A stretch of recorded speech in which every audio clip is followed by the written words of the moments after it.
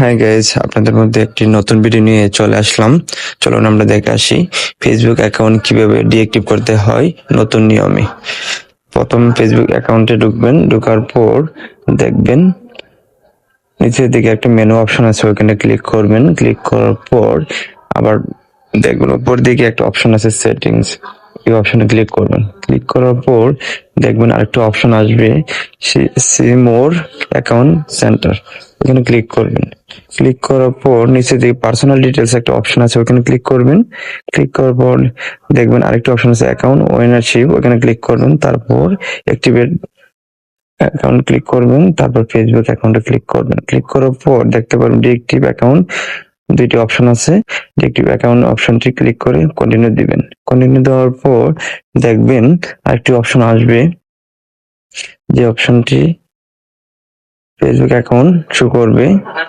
তারপর কন্টিনিউ অপশনে ক্লিক করবেন। ক্লিক করার পর দেখবেন পাসওয়ার্ড চাবে, আপনি ফেসবুক অ্যাকাউন্টের পাসওয়ার্ডটা দিবেন। তারপর কন্টিনিউ অপশনে ক্লিক করবেন।